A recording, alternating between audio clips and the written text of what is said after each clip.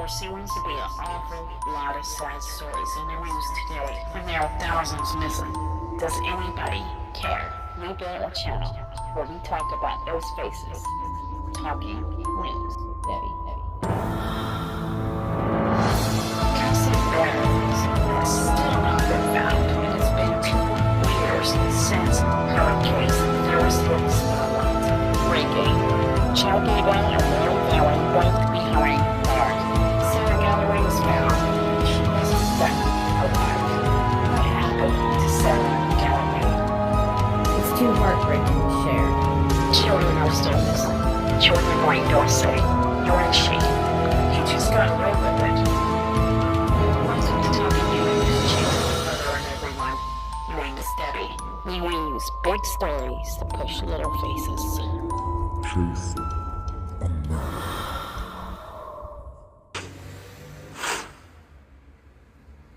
Hello everyone, welcome to Jason and Mother Talking News. Don't forget to push the subscribe button, hit the like button, and to say hello in the comments. We are on part 37 of Life Beyond the Grave, and I know many people are like, oh, when is this going to be over? Well, I worked very hard on this case, and I want to be sure that everyone understands the truth of what I uncovered anyway. And guys, we're not even taking a small little nip out of this story. But anyway, some of these videos may be audio only with pictures very far and few because it takes so much time to make these videos. So I'll say whether or not a video is going to be audio only. So let's not waste any time. Let's get started if we're going to finish this series. Lori is living with her husband, Charles Vallow, and her family. That would be Colby, Tylee, and JJ in Hawaii. This makes it a lot harder for Joe Ryan to get to see Tylee on a regular basis. Joe Ryan really struggled with the court system and with many of the lies that Lori has thrown at him, trying to stay in the game and to have anything to do with his daughter. Joe Ryan tried to prevent Lori from moving to Hawaii, but the courts, they ended up siding and saying, yes, go ahead, since it's business, move to Hawaii. So this must have been a tough time for Joe Ryan.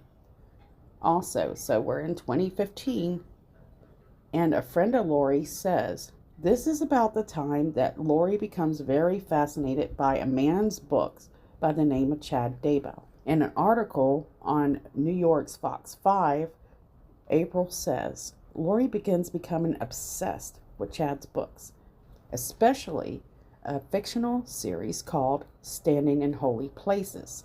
Those books she really got obsessed with and started buying me those books too. She must have gotten close to him from his book, end quote. If you don't remember which series that is like The Gathering, where people are preparing to gather on the word of the leaders of the church. They're gathering to cities. It's not just one place. So a lot of people mistake the gathering to be only in one area. No, it can be thousands of places or hundreds of places in one area where people gather and prepare for whatever's to come. So for instance, one of the gathering places is Salt Lake City. One can gather at the temple, or one can gather at someone's property, as long as they're in a, well, sort of in the same area. These are planned ahead of time, which areas are to be designated areas for gathering. And then they will have like community leaders within that community. That doesn't mean that they should be the leaders over the religion, the LDS leaders. So they should not be the prophets. They should not be any of those things. They should just be community leaders, working off the prophet's instructions if and when that time comes. But in Chad's books, he's kind of, you can tell if you read them, if you have time to read them, that he believes that there are prophets that are above the church leaders. Now, something Chad likes to show is the fact that they have to deal with people who mock them, who don't believe that the end times are coming, and they just have to look past them and know that they're right. So here's an example of that. He wrote in the gathering in the detail area. Then comes an invitation from the church leaders for the saints to gather together. This invitation isn't well accepted and even mocked openly. This is an important note here, but those faithful church members who trust in the Lord soon will find themselves accomplishing monumental tasks. Join these humble yet heroic saints as they embark on a journey to build New Jerusalem. The Great Gathering is the first novel in the Standing in Holy Places series. And Chad writes that inside these books, he paints a vivid picture of exciting prophesied events that still must occur before the second coming. He writes, if you have an interest in what awaits the members of the LDS Church, this series should definitely be on your reading list. So, you must understand what Lori Vallow is reading at the time.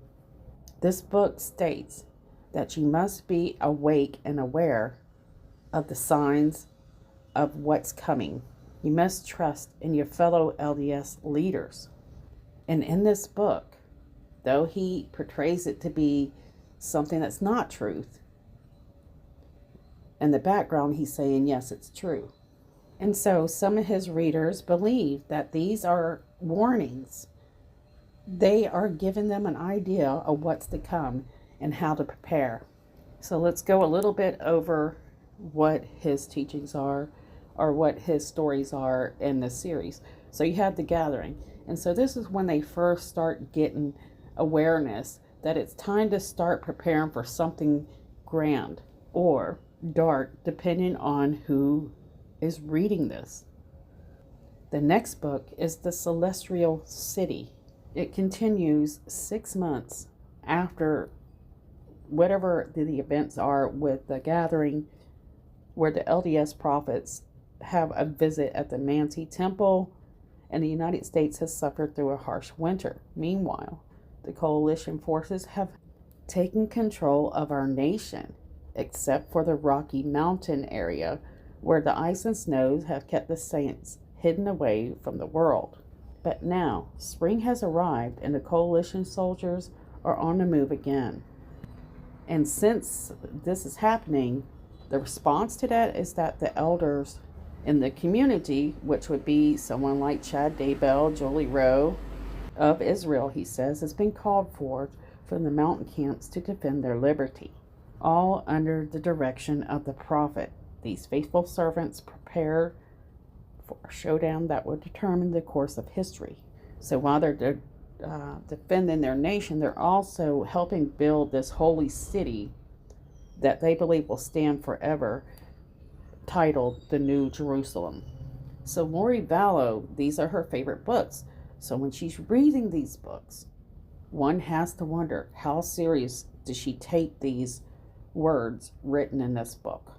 Well, for those of us that have followed the story, we realized that she had taken these words very seriously, and later will become what she believes part of this great movement. So now she must be thinking, this is what I've been talking about. This is something I've been thinking about. This is meant for me. There's more going on, and I need to let everyone know. And she does so by buying tons of these books and giving them out to family members and friends. As far as we know, Lori Vallow did not have personal contact with Chad Daybell in 2015. However, she is getting obsessed with his books. Now let's talk about the third book in the series.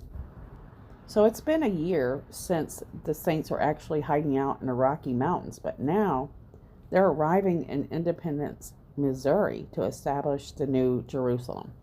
It's becoming a rapidly growing city as saints from around the world come to join this group of people called Zion. So remember, I mean, we hear him talk about, in a lot of his conferences shortly here in the future about establishing new residences in certain areas because it's the place to be, or it's the safest place to be. So that's something I want to point out, because we will go into more details on that later. but it's really hard to know where to start to help people understand what's going through this man's head, what's going through this woman's head during this time. He continues with that during this time that they're building Zion, it's a time of relative peace. But there are still several important events that must take place before the second coming. So in this new Zion, there'll be a new Jerusalem temple built, and so there will be a dedication of that temple. But one of the major signs of the second coming, is the discovery and the return of the 10 lost tribes. And a lot of people are like, well, who are these tribes? And I'll later try to explain who they are. But for now, let's stay where we're at. Anyhow, as the saints devise a plan to regain Salt Lake City from the evil leader, they create cities of Zion throughout the Rocky Mountains. So if you were to translate this into what he's really thinking, so they're creating cities all around Salt Lake City. So it would be Rexburg, Salem. And the reasoning for this is they have a fear that they're going to be attacked by other nations on their turf. And believe it or not, The Rise of Zion, the third novel, is the best-selling book in the Standing of Holy Places series. Now remember, Chad always says that he's not creative and that his ideas come from his real life experiences. Well, a lot of people suspect that Chad is taking ideas from Julie Rowe. Well, I think he does take ideas from Julie Rowe, but he was writing these books way before Julie Rowe ever come along. And Chad and Julie Rowe, they are a very powerful duo together. They're able to make big waves in a small place and really start to collect a following. But in the near future, the lunar eclipse, I'm sorry guys, not the blood moon, will soon approach, and the popularity is going to kind of shift from Chad Daybell to Julie Rowe. Julie Rowe does not have a podcast as far as we know yet. She will actually speak for the first time after her book is published. And it'll be through news articles and radio broadcasts through the LDS.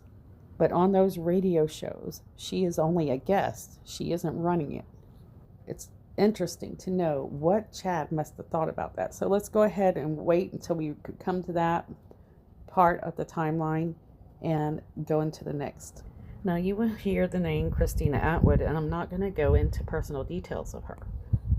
She is a friend of Lori. She meets back in Arizona through her church. Remember, she says she really didn't know Lori all that well, but her husband and her sons were infatuated with Lori. Lori invites them to come out to Hawaii, and so they go out there and visit her. She really doesn't go into major details of how that visitation went, but they said they went out to the beach and they hung out a little bit. But she really doesn't remember, what all happened during her visit there. But one thing she does seem to make it seem as if her and Lori were not very close. Christina Atwood is a name that you will hear as we move into 2019. So a reminder, let's go back to Jason Mow. Jason Mow has been going through a lot in his life. He's dealt with drug addiction, post-traumatic syndrome. He'll have injuries during his work. He will have a divorce that is quite devastating for him. But he'll use God as a way to keep going through all this tragedy in his life. I remember the one thing that I shared in one video, the part where Jason Mow talks about buck fever in detail. And this is where you get to the point when you're about to shoot something, a thump of adrenaline runs through your body, he says, and everything shakes and you get tunnel vision. You get this audio inclusion, and he describes that these crazy things start happening to you in your body. And he mentions that a warrior doesn't have that feeling of what someone feels when they're first, for their first take on life, to put it in a good way. Because once they've done it, that stress level gets easier each time. It becomes easier for a soldier to take a life. Now, I have no doubt in my mind that Jason Mow, he had to face a lot of demons, and he dealt with a lot in his lifetime, especially being a soldier for somebody that is very compassionate for other human beings. This could definitely have a very negative role on one in one's life. So to deal with this, he starts writing this book. And one of his main characters is Captain Moroni. In this book, it talks about war. Very violent wars at times, and even very violent attacks. Jason Mow says these books are created in order to teach every young youth that is attached to the LDS that they can be heroes and that they can gain strength and be a warrior. But for me, it's a very questionable type of book to put out to the youth. But, that's just me. So Jason's Mow way of dealing with darkness is portraying it through war. And the reason why I mentioned Jason Mow is not to say, you can come up with your own idea of his part in this, but I believe that Lori Vallow took a lot of his teachings, his speeches, his books, and used them in a way that it wasn't meant to be used. Because some of the main stories that Jason Mow was very interested in, or books, was the Book of Alma. And there's a lot of war in that book. I wish I had more time to go through more details of this, but we don't. What you need to know is the Book of Alma is part of the Book of Moroni. And the Book of Alma is something Lori Vallow is very interested in. She's very interested in being a warrior, and a warrior of God pretty soon in the future. But in the Book of Alma, they speak about so many things. One of them being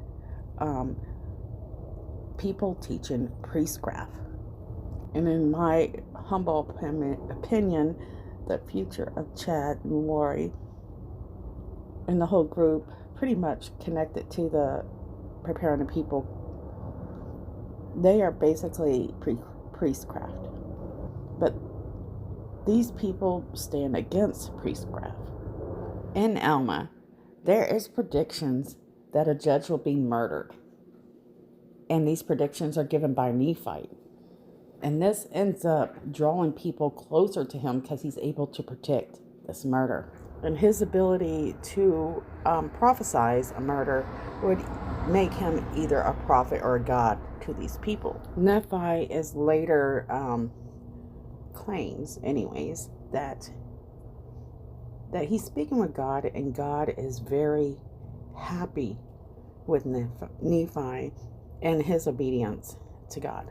And for Nephi's loyalty, God would give him a power, which he would be claiming that it would be an endless power, that God knew that Nephi would use righteously.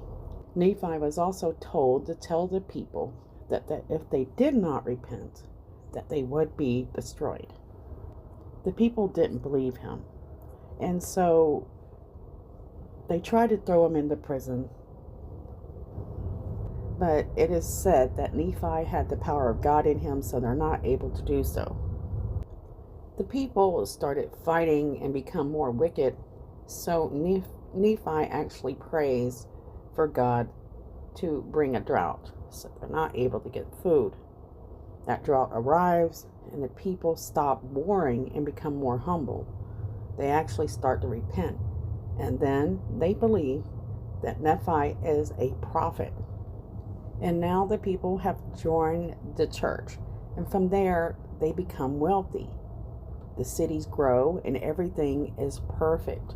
The problem is when the people become righteous, over time they forget and become wicked. Wars break out. Murder. Just straight up wickedness. And it continues to go back and forth for a bit. Long story short, you have the Lamanites versus the Nephites.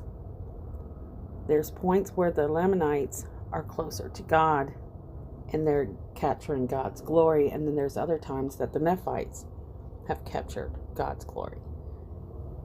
But regardless, there's a lot of war between these two groups. And this is something that Jason Mow is very interested in. This is something he relates to. And I believe that it is meant to be innocent. It's just his way of being able to relate to others. After all, Jason Mow had been in the brink of war, and it was for his own country. This is very devastating to him. We know this. It ended up leaving him with post-traumatic syndrome. It almost destroyed his entire life. And I'll put bits and pieces of the book of Alma as we go further into the future, because all at once it would just be too much. Something we do know is Lori does pick up and really refer to the book of Alma quite often. One of the biggest wars is where the Lamanites actually defeat the Nephites. And you will hear this name, Moroni. Moroni, who is a living prophet, ends up going on a run. He's hiding. So it's after the Battle of Gomorrah. This is around 400 to 421 BC. Nephites that have survived are being hunted by the Lamanites until they are all destroyed. So Moroni was actually the last surviving prophet for the Nephites. He's also the last one to write in the Book of Mormon. He's known as Captain Moroni. He dies, and he is resurrected as an angel, and he becomes the angel that shows Joseph Smith where the golden plates are. So I really needed you guys to be a little familiar. It's a quick overview of who Nephi is, the Nephites and the Lamanites, as well as Moroni. Because as the story advances, you're going to hear these names, and if you're not Mormon, you're not going to understand any of it. So just remember that Moroni was once a prophet who died and resurrected as an angel and showed Joseph Smith, the founder of the golden plates, for the Mormon, the Book of Mormon. And that's just, guys, just a quick overview because I'm trying to do this in a hurry. So we'll end it here. So we know that Lori Vallow is now reading Chad Daybell's books, and she is learning that it's time to start preparing for end days. And at this point, she's going to start looking for signs, and she's going to start communicating with other people about these end days. And some of these people, they're going to be on the same page as her, but then there's going to be people that are not. You know, that includes her family. Some of her family members will be on the same page as Lori, and so they'll be very supportive. And then you'll have a few family members like her brother Adam Cox who kind of question her ideas of end days. Don't forget about these faces. We have girls that continue to be missing. Kira Coles, Summer Wells, Dulce, Jasmine Robinson, Suzanne Morphew continues to be missing, and so many more. Don't forget to share their video and their story. Also, don't forget to subscribe. It's right there. And also, if you're interested in support me on Patreon, there is a little icon on my channel on the right hand, well, it's on the upper right hand corner. You can look for it. It says Patreon. Don't forget to like and comment. Say hello, guys. Love you guys, and I'll see you guys soon.